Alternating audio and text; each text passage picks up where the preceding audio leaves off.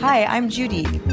And I'm Tamara. Welcome to Balance Not Boring, the wellness podcast that's not about extremes or perfection. Just real conversations on balancing your mind, body, and soul in our bustling city of Dubai. So grab your tea and get comfy with us. Oh, and fair warning, you will learn something. Welcome back to another episode of Balance Not Boring on episode 10 called Underlying Symptoms Our Bodies Are Begging Us to Notice with Joelle Wardeh. So we're really excited to have you guys here. This is a community where we interview experts and other balance slaves on anything mind, body, and soul. We hope that you can take away some epiphanies and aha moments to live your optimal life on the inside and out. To everyone listening, we really appreciate if you can like, rate, and subscribe us on Apple, YouTube, and Spotify so more people like you can always find us. So now we're talking about all things functional medicine, a hot topic as of late with the lovely Joelle Wardeh from Yutopia Clinic in Dubai. Joelle is a functional medicine practitioner and clinical dietitian with over 11 years of experience. She holds a BSc in nutrition and dietetics with honors from the AAB in Beirut and is ADAPT certified in functional medicine.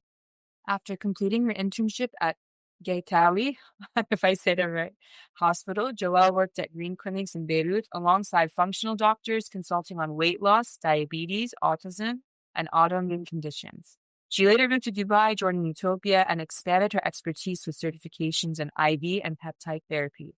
Joelle believes in personalized care, designing supplement protocols, dietary adjustments, and lifestyle changes tailored to each individual.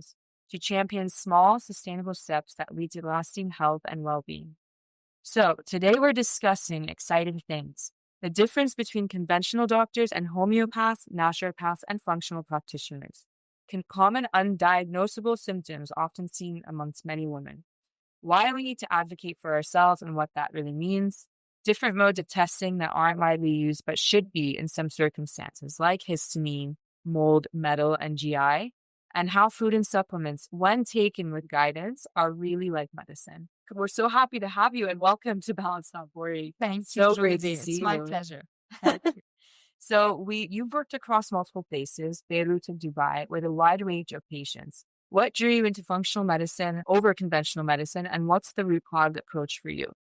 So yes, like you mentioned, I at the beginning studied the conventional clinical and dietitian approach, which did not involve any of what I currently do. It was more the calorie counting, more the diets that we're all used to treat, no supplements, no testing, nothing that would really go to the root causes of whatever symptoms any patients would have. And honestly, I never was interested in the functional medicine approach. I wasn't so familiar with it. But then when I got the opportunity to work in the polyclinic in Lebanon with an endocrinologist who specialized in functional and integrative medicine, at the beginning, I was telling myself, like, what am I doing there? What is this that I'm hearing of? Gluten-free, dairy-free, organic, don't worry about calories, take supplements. I was like, what am I doing? But then it was like, it's okay, let me see. I gave it a few months and I started noticing how the patients who were coming in for their follow-ups were actually improving, whether it's the kids, whether it's the parents, whether it's, someone who maybe has been to many doctors and did not see any results, but within 2 to 3 months of starting this approach, they would, see already the improvements. That's when I thought, no, it's working. It's making sense when people comply, of course, because sometimes it's not just us telling what they need to do, but them also doing their work. Exactly. As much as possible.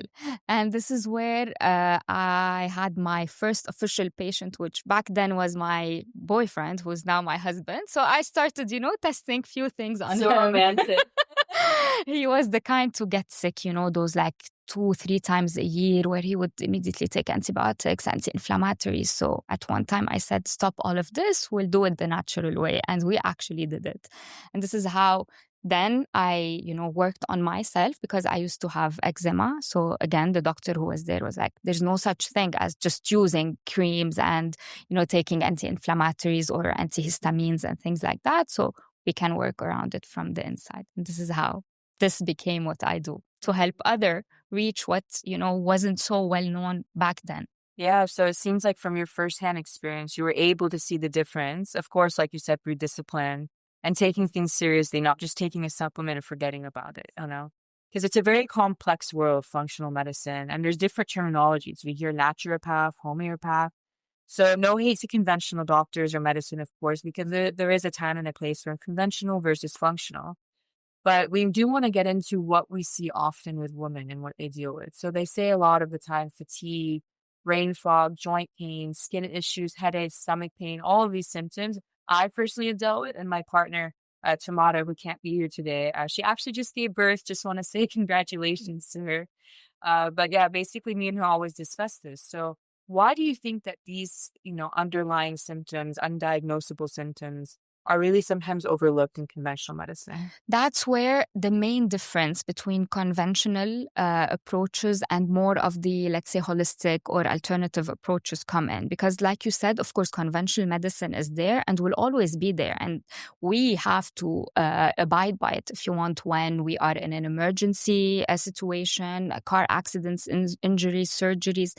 Of course, it's conventional medicine. But then the main difference in what we do and like more the holistic approaches compared to conventional is that when we have those symptoms that you mentioned, which could be pinpointed to many root causes in conventional medicine, how they try to tackle it is unfortunately segregate the symptoms in a way where, okay, you have maybe brain fog, fatigue, let's do basic testing, maybe for a few deficiencies, for CBC, and then everything is within the normal range because the lab ranges say that you're within the normal range. So, okay, from my side, you're okay. Maybe you start with a GP or an endocrinologist. They would tell you everything is fine. Then for the digestive symptoms, you go to the gastro, where again, they try to maybe investigate, but they don't find anything. And then they either blame it on food or stress, or they just, don't believe, if you want, the symptoms that you're having. And just because your tests are all normal to them, then they try to, not help you find the root cause, but rather give you symptomatic band-aid treatments, which in some cases might temporarily make you feel better. In some cases, they're just silencing the main issues. And in some places, they don't even help. So it's like you're taking something where you don't see any result. For us, this is where eventually the main thing is that we take you as a whole person. So yes, you come with all those conditions, which in conventional medicine, they're more segregated into either functions or organs or certain conditions, but with us, everything is related to each other. So that's when, by understanding how all of those symptoms are connected to each other, and by seeing how a lot of the root causes that you might have as, let's say, causes for some of the symptoms might make you feel better, and even things that you did not think of, then this is how you see that. So that's why we want to discuss here today the different kinds of testing so that people can kind of understand that there's more than one way to feel better. So for example, actually a great segue is we're going to start off with IBS, parasites and gut bacteria. So IBS. So for those who don't know it, that's irritable bowel syndrome. By now I know this.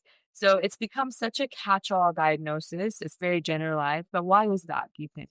That's because, unfortunately, IBS, PCOS, so any sort of condition in conventional medicine that has the name syndrome in it is not a real disease, if you want. So that's why we have IBD, inflammatory bowel diseases, and IBS. So both, let's say, go back to digestive symptoms, which after you see the specialist, they would either, confirm that you have some sort of elevation in some inflammatory markers that would put you under the diagnosis of inflammatory bowel diseases, which are usually Crohn's and ulcerative colitis. So those can be really seen through endoscopy, colonoscopy, specific stool tests, and all of that.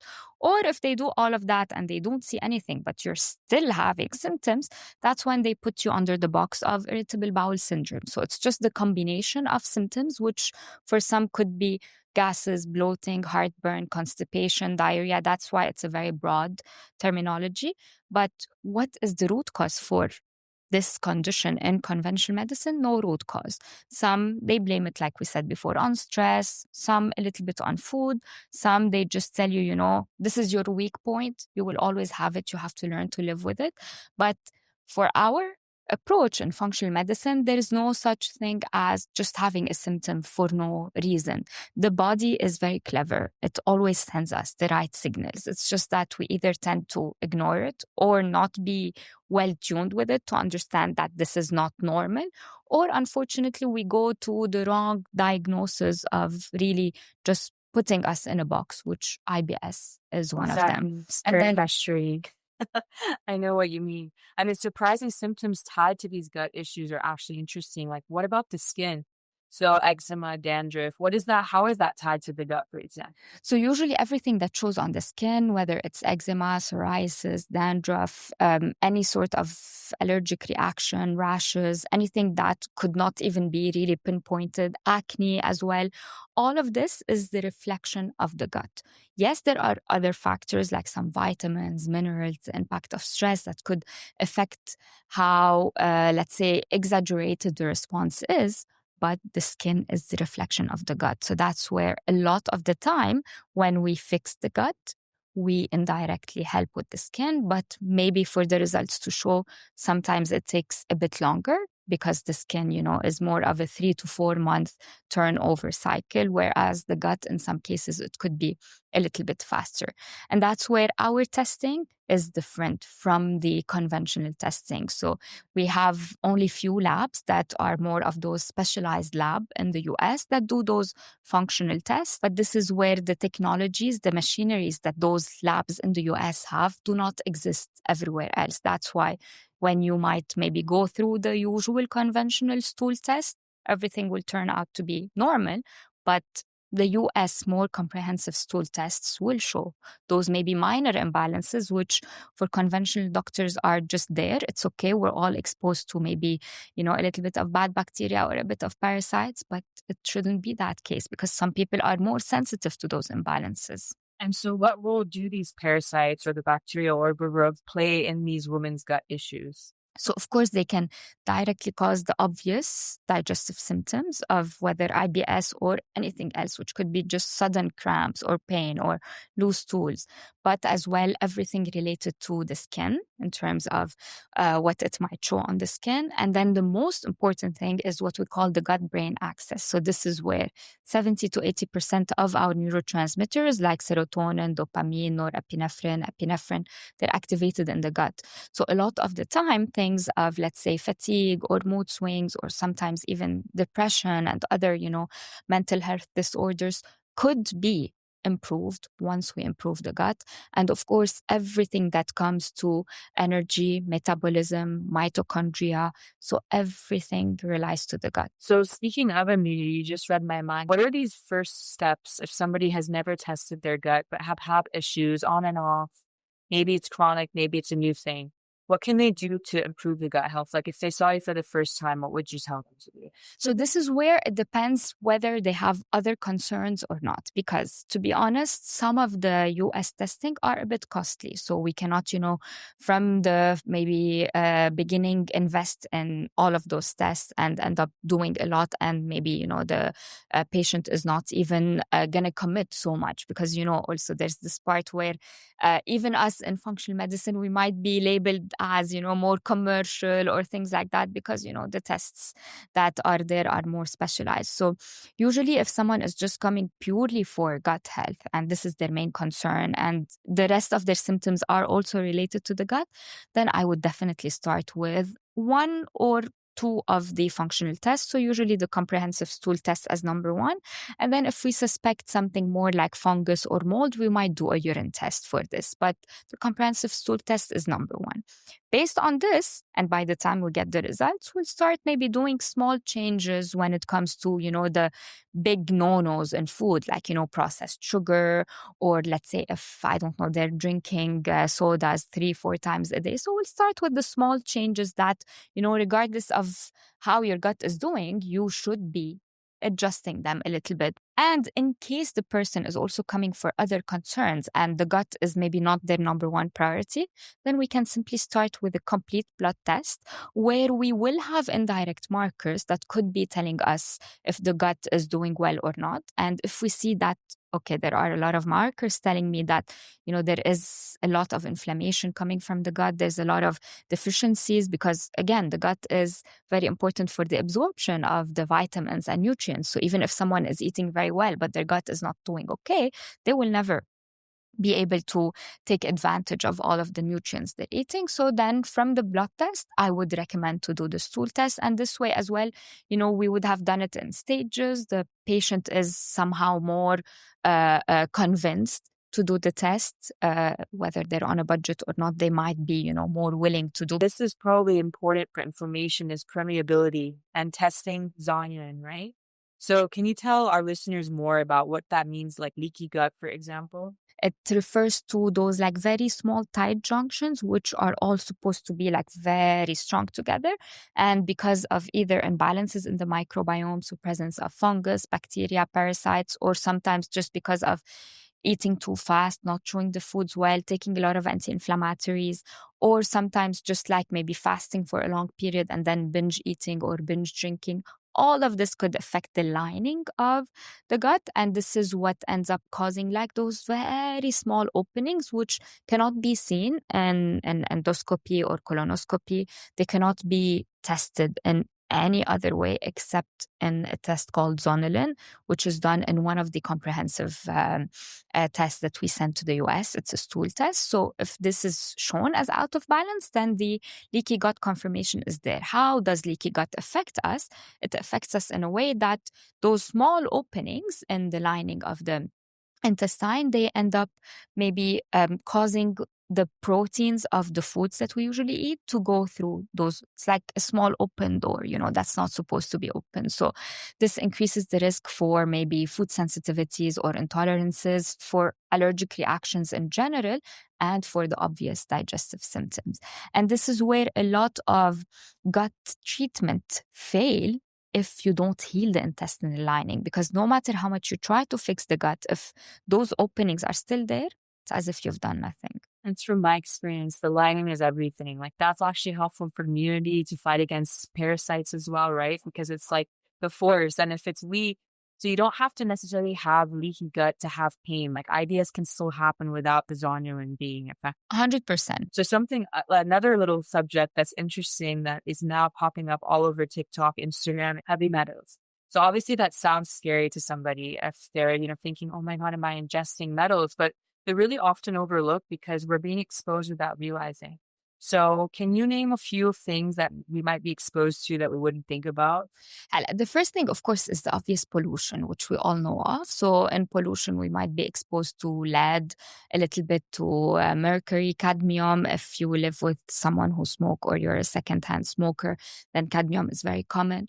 But then there are things that we can control. And this is what makes a difference, because a lot of things that we're exposed to might not always be something that we can really change. But one of the things is in the obvious deodorants that we use, especially the ones that are in a spray form. So this is something that might include very high levels of aluminum. So that's why you don't have to go extreme and get the, non-toxic ones if you can't afford it, but at least choose from the commercial ones, the ones that are mentioned aluminum free, because they do exist.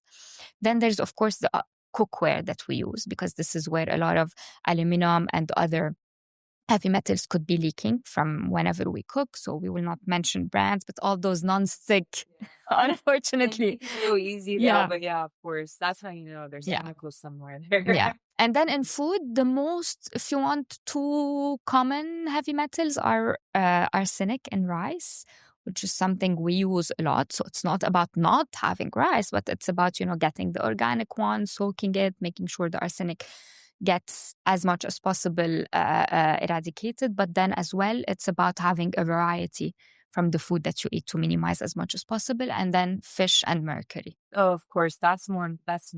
But the rice is interesting. So I want your take. Would you rather have organic brown rice or would you rather have white that's removed all the shell with the arsenic? The thing is, brown rice, regardless of the heavy metals, is not always a good idea because it has something called phytic acid, which if someone is taking brown rice every day with the main meals, then what ends up happening is you will be also losing or not absorbing the other vitamins and minerals from the other food that you're eating with the rice. So that's why brown rice, which we think is very healthy, is okay, but not to be used every day. White rice is better in that sense in terms of absorption.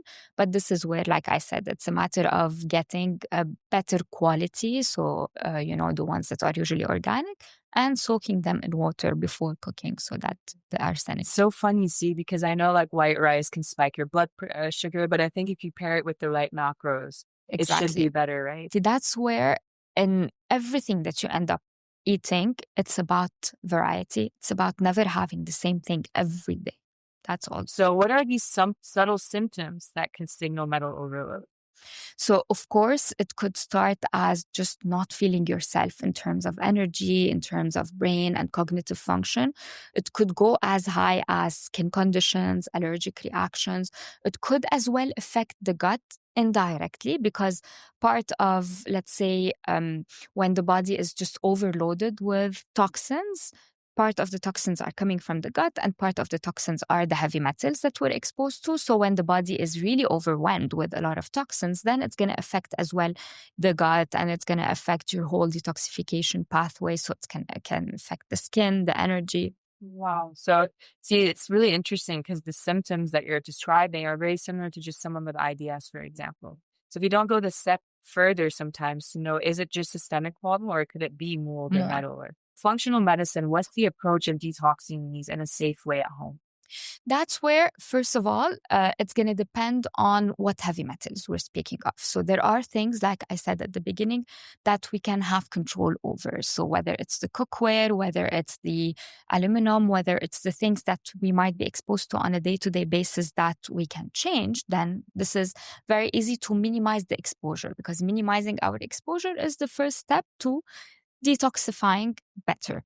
The second step is to just optimize our detoxification pathways from the inside to the things that we cannot really have control over, like I said, the pollution and all of that. So this is where, number one, if we have a lot of other imbalances, whether the gut, whether the hormones, is to work in parallel around all of this, because this is when you will be able to notice the difference without having to feel like now you're just focusing on heavy metals and forgetting everything else, because the body is not as simple as just one issue or one condition.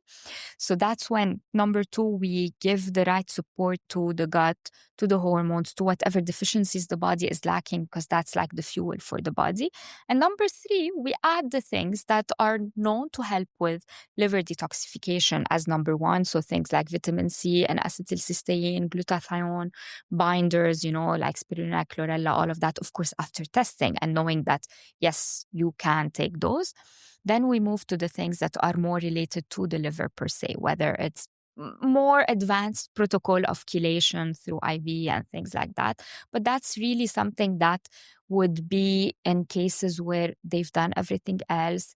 They fixed the gut, they fixed the basic liver detoxification and all of that, but they still did not feel the 100% results. So it is like leading to know you don't have to jump from 0 to 100. There are baby steps to take and with different price tags too. Exactly. And it has to be done as baby steps because with everything related to detoxification, whether it's detoxifying the gut, whether it's heavy metal detoxification, there is going to be a temporary die-off reaction where the person will feel worse. And this happens a lot with heavy metals. There's this like detox phase where if you just don't give the right support for your body and you're just, giving things to kill the heavy metals and, get rid of the toxins and all of that, you will feel so much worse if your baseline is not there. It's really interesting. So it's definitely something that should be guided and people should not just buy the design and all these things on their supplements. It's good. Actually, with many of these tests, it's very important. So mold, moving on, is actually something super popular now. And finally, it's getting on everyone's radar around the world. what are the common sources people can ingest mold without realizing? So there's definitely the mold that we are exposed to from the environment, whether it's the AC ducts, ventilation system, whether it's just, bad piping and leakages in the bathroom and the kitchen that can, start showing as mold that you get to see, walls. But then there's also mold that we can get exposed to from food, but it's not the obvious mold that you see, let's say, on your bread when you leave it for a few days and it gets ruined. It's more the mold that's there in some grains, cereals, and coffee. So it's more the mold that's hidden from how it has been stored, maybe from, not just the supermarket where you got it from, but from way before that. So it's very hard to pinpoint mold in food other than the obvious mold to the food that you wouldn't necessarily eat. So that's why, again, it's a matter of understanding where mold might be, and at least for the foods that we have control over, so the grains, the cereals, the coffee, tomato products, mushrooms, so all the things that can easily get moldy, to get them in small quantities and, don't overbuy them, and then, the higher. So it's about optimizing other parts of what you can do to feel healthy.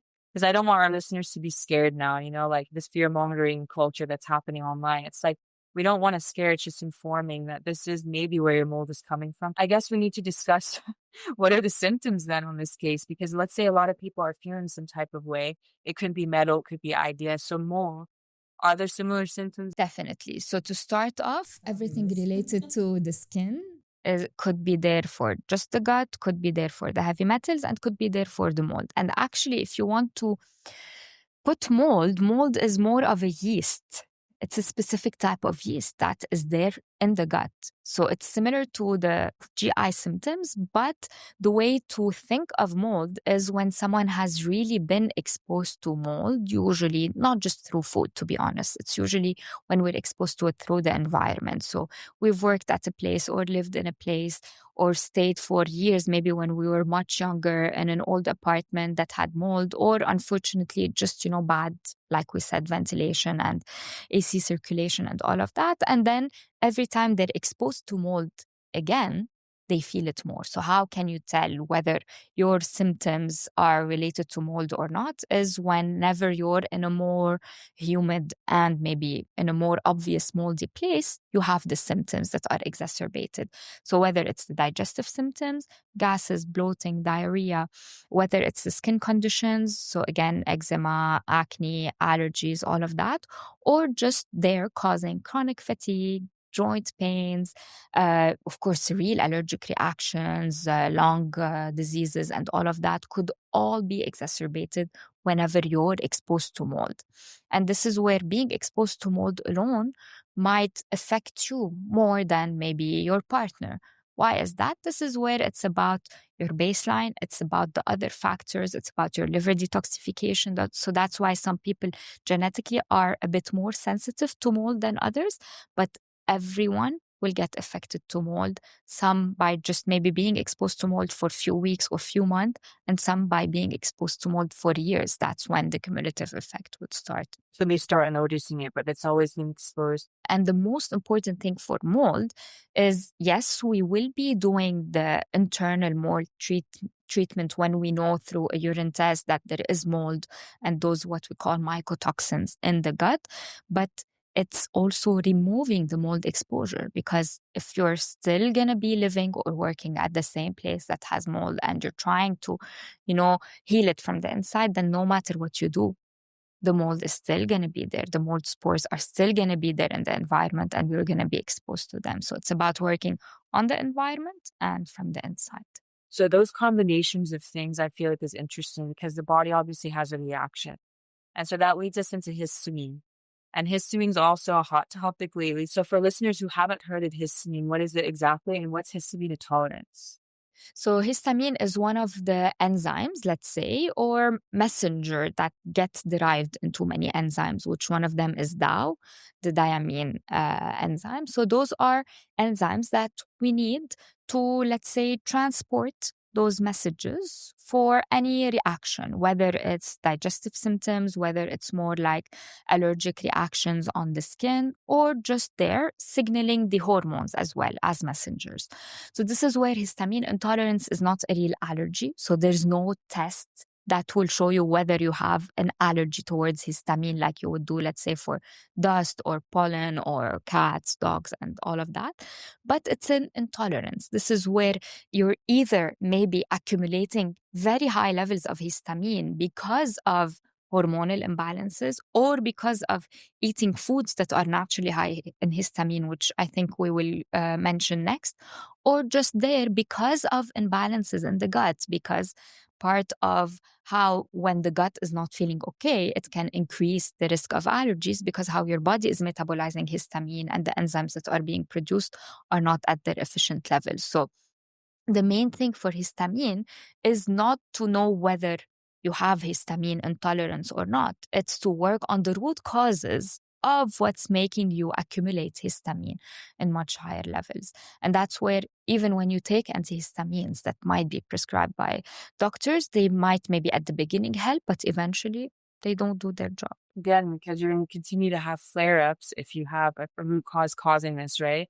So an important one is to have the right amount of enzymes that can remove the excess histamine. So that's one of the options of like a supplement for. Exactly. So this is where you could, again, be working more closely to the symptom management, which is through the enzymes or like those natural antihistamine supplements. But the main work is to understand why you have this histamine accumulation. Is it because of the hormones? Is it because of the gut, as in the general gut health? Or is it because of maybe more like advanced suboptimal liver detoxification pathways? And then you temporarily work in parallel with the antihistamines and everything else that we're doing. But I also saw women tend to have more issues with histamine intolerance. And is it due to hormonal things or diet? Or why do you think women? Usually it's two main things. Number one, the hormones, because whenever we are more towards the mid-cycle, so from ovulation up until we get our periods, our estrogen is usually higher. And estrogen is one of the inflammatory hormones in our body, especially when it's not combined with the right food, when, let's say, our diet maybe revolves more around sugar and carbs and not enough protein. Chocolate. And not enough protein and a lot of caffeine and all of that. And maybe our gut is already not so optimal because part of where we metabolize our hormones is not just the liver, but it's the gut as well. So this already makes us more susceptible compared to men. And that's why also a lot of women feel their symptoms, whether it's the allergic reactions or the skin conditions, to get worse from ovulation up until we get our periods because of the estrogen. And the other part is, unfortunately, some of the high histamine foods are the healthy foods that we all consume, whether it's the green leafy vegetables, whether it's also fish or, animal protein, mushroom, tomato products, all of those, they're naturally high in histamine. And the thing is, avoiding those foods for life is not sustainable. And the thing with the histamine is that the older the food, the higher the histamine. So yes, when you're eating at home, when maybe you buy the food that you want in small amounts, then, you won't have any leftovers. You won't have any maybe foods that's going to be sitting in the fridge for 1 or 2 days. But when you're ordering from outside, even if you're ordering, a good quality, maybe grilled fish with some vegetables, if this fish maybe was in the fridge for 2 or 3 days, the histamine is already higher. So you might be reacting to the not so fresh food rather than to the food itself. Yeah, no one knows this. What do you typically need to do to guide people if they have this histamine intolerance? They do the testing, they see they can't, digest it in general. What do you suggest for them to do, like step A, B, C? The first thing to start with is an elimination diet, which would temporarily mean for us to minimize as much as possible, whether it's the big inflammatory foods, so gluten, cow dairy, oils, sugar. And step number 2, the high histamine, because being on a low histamine diet, like I said, is the hardest thing to do. So I wouldn't recommend to go all in terms of avoiding histamine foods, but minimizing the things that this person would consume so much of, on top of the big no-nos that I mentioned before. In parallel, we investigate the gut. We understand what is there in terms of those imbalances that could be contributing to you not having the best detoxification pathways that could affect the liver and the gut. So doing the gut cleanse protocol with the safe herbs and, other supplements that might be needed based on what the stool test shows us in parallel with the elimination diet. And the third thing is just a matter of listening to your body, understanding your body better, because no matter what I do for you, if you don't understand how you're feeling after every single change that we do, it's as if we've done nothing. Because yes, we have the very well-known foods to avoid or the supplements to take, but every person reacts differently. I have patients, if I give them magnesium at night, they will stay up all night, but if they take it in the morning, then their sleep at night is better. I have patients who take things that are supposed to make them feel better, and the opposite, it makes them feel worse. So it's all about understanding your body, but at the same time, doing the minimum to give what your body needs to detoxify better. So it's important, I think, for all of us to remember, if we're doing any type of protocol, it's about how intuitive you can be, how mindful, because if you do any of these things, you're just kind of coasting through life. You're not really noticing, okay, I feel a little bit more cramps today. I have a headache. It's going to be useless. So part of this is probably psychological. It's not only the physical supplements. It's about getting to the root cause, but going through the whole process of learning about yourself. The fun part of putting all of these buckets together is the liver. I think the liver is so underrated. It needs more of a highlight. So it sounds like when we went through each of these, you were discussing a little bit how the liver needs to be looked at, not only the stomach. So how are all these ailments linked to a blocked or sluggish liver at base A? Like you said, Judy, so everything that we mentioned goes back to the liver, because the liver is the main body's organ for detoxification. This is very well known, but at the same time, it affects as well things that are not so obvious. So it's not just about detoxifying from certain medications or from certain bad foods or from alcohol if we drink, but it's also metabolizing our hormones. So how your body is detoxifying and metabolizing the hormones is affected by the liver, and like we said before, the gut, but by the liver as well.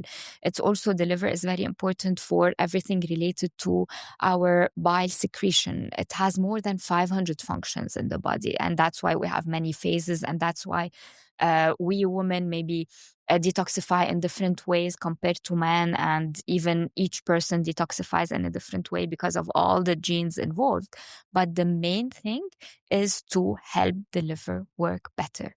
And how do we do that? We do that by starting with the simple things that we can have control over, and then slowly adding more and more and more. It's like when you have a cup that's full of water. Of course, every single thing that might come from outside will trigger maybe a higher response compared to glass that is half full or almost empty. And that's where things matter. And that's where the moderation come in place. So it's not about not drinking or not smoking or not being exposed to pollution or just eating organic and not being exposed to, any of the not so good stuff. It's about working on the things that, can really make a huge difference to help with improving our internal detoxification. So something general that we're seeing is like cold plunges, red light therapy, saunas, all of these help with the liver detox. We know this. But how can we look at what's better for women versus men? That's where, yes, there are things where, because of our more estrogen dominance profile, we cannot be so harsh, at least during certain timings of our cycle. So we have to understand our bodies, and every woman will react differently depending on the time of the cycle she's at. But then at the same time, there are things that for us women will be perceived as more stress compared to men. And that's where stress, which is something maybe we still did not mention so much today, but stress will override everything in the body. So the adrenal glands, they, take care of not just our stress response, but everything when it comes to control of pain, immunity, inflammation, skin health, digestive symptoms. So any weakness that you might have will show up more after stress. But how does certain things that we do and think are healthy could be perceived as stress? That's where, yes, the difference between men and women comes in. So let's say fasting, which has a lot of benefits on the liver health and general detoxification, not just weight loss. So forget weight loss. If people are doing fasting for, detoxification, then women, if they fast against the sun, they might be adding more stress to their body. Whereas men, even if they fast up until maybe 7, 8 p.m., it will never be seen as stress. The second thing is things that, elevate our heart rate for so long. So cold plunges could be one of them, especially if we're already maybe in our flight or flight response and we're adding this maybe every day, then it becomes a lot of stress. Infrared sauna, sweating, lymphatic drainage, those are more things that women tend to feel a difference when they do it compared to men. Like very few men, they do lymphatic massage and notice the difference because they don't have an issue with their lymphatic system, which, by the way, the lymphatic system helps with detoxification as well. So that's where you see different protocols to target men and women differently, but it's also about tailoring things because even though some people might not feel the way they're supposed to feel on them. So it's about testing this, saying how you feel, and then knowing how and when to include those as part of your routine. And so let's say somebody's listening to us and they're overwhelmed. They're like, oh my God, there's so many testing. What would you say to them? Like if, let's say they have, all of these symptoms, how can you start without breaking the bank? Look, the first thing ideally is to do like a comprehensive blood test, which is, the basics, blood sugar, CBC, kidney, liver, and we test as well the hormones. The only difference is in how we read the test. So one example is when we first started our conversation today, I mentioned a lot of my patients would have maybe seen 4, 5, 7 doctors, and just because their lab tests are within the normal range, which is a very wide range, the doctor would tell them everything is fine, or, they blame it on stress and so on. But when we test and we see that you're not in the optimal level, and those are, let's say, ranges that have been there in functional medicine for years. So it's not something that we created. It's been there for years based on studies and based on, of course, the gender, the age, and all of that. So it's about making sure that you're within the optimal level of those vitamins, minerals, thyroid, and all of that. And from this, we can start doing the small changes that show, based on your test today and your symptoms, what are the things that we need to work on. So if this person cannot even do those blood tests, of course, we can start with the obvious, let's say, lifestyle changes, whether it's stress management, whether it's removing, the oils, the processed oils, the, processed carbs, sugar, and all of that, and slowly understanding how they feel without them. But ideally, we start with blood tests. With the results of the blood test, we put the plan as in what they need as the basic supplements, day-to-day supplements. What are the things that the blood test showed us as, major things to work on, whether it's the gut, whether it's the hormones, whether it's the stress. So this way, at least our focus is a little bit more narrowed. And from here, we either try to blindly treat some things, or just say, you know what, you have been suffering for many, many, many years. If we try the blind way, it might not be, as effective. Let's at least maybe invest in this test instead of doing 4 of them, This is Yes, so you can kind of tailor your approach. It's very personalized. So as we get closer to the end of the convo, how do you want to leave your listeners? Let's say like something about functional medicine as a whole, because I think it's really misunderstood by a lot of people, whether they think it's woo-woo or, like fluffy, like it's not real medicine. But what would you like to tell people like about what you do and what you practice every day? So first of all, I think that for sure, what they need to understand is that it's a very scientific, evidence-based approach. It's not something that comes from La La Land. It's not something that is just, about natural supplements and organic things and very expensive. No, I have people who come who, maybe do not eat organic all the time, cannot afford to buy, the best quality food and the best quality supplements. So there is always different ways to do it and to adapt it into your lifestyle. But at least be open to the idea that not everything that you hear about when it comes to you have this, then you need to take this, or, going by the book, you have allergies, you take antihistamine, you have digestive symptoms, you have heartburn, you take those PPIs and all of that. There is more to this. Just be a bit more open-minded. Don't go for everything that you see online, because unfortunately, even in functional medicine, the online, let's say, whole Instagram thing can go a bit out of range, and they try to maybe speak of one supplement that's like the miracle solution, or one treatment that's the miracle solution. It's not as easy as that, but start with the base, work on all parameters, at least step by step, so that you can reach your optimum. And to add to that, from, my point of view, is don't take supplements without having a baseline understanding. Do the blood work, do the necessary tests, because that way, if you're going to take vitamin D, you don't want to overdose as well. Like, you need to know where you're starting with, right? So maybe annual wellness checkups are good. So let's say somebody wants to connect with you, or, get a consultation. Where are you located now in Dubai? So I work at Yutopia Clinic on Al Wasr Road. So you can contact directly there. If they have any specific questions or anything, they can also contact me on my Instagram page, my messages. Otherwise, I hope yes, not need to see all of them, that's but at least it's like, I hope I don't have to see you, but if you want to see me, because part of what we do as well is prevention. So we did not maybe tackle it so much today, but part of I wish we could tackle. I had so many other things written, but with time, it's so hard. Tackling all of this could be, overwhelming. And that's where it's about, just knowing that whatever you're feeling is not a long-term feeling. There is always a way to maybe either understand a bit more why you're having the symptoms, and this is maybe one step closer to feeling better, or simply, working on those small changes that we mentioned here, working on all parameters to eventually reverse the symptoms that you have. Yeah. Or even at least mitigating that. Maybe you're going to have to live with occasional flare-ups because your body is your body, like the weak points, but at least learning like what triggers you have makes you understand yourself more. And it's not as scary, because before you do any testing, you're like, do I have the worst case scenario, or why is this happening to me over and over? But really, it could just be a small fix, or it could be something that maybe you need to work on long-term, but there is something to do. It's just the patience involved. But I'm so happy that you came, because now people know you and they can come see you. Thank you. This is really a movement. I think just learning about our bodies is so important. So thank you for coming on. This has been so enlightening. It's my pleasure. Thank you.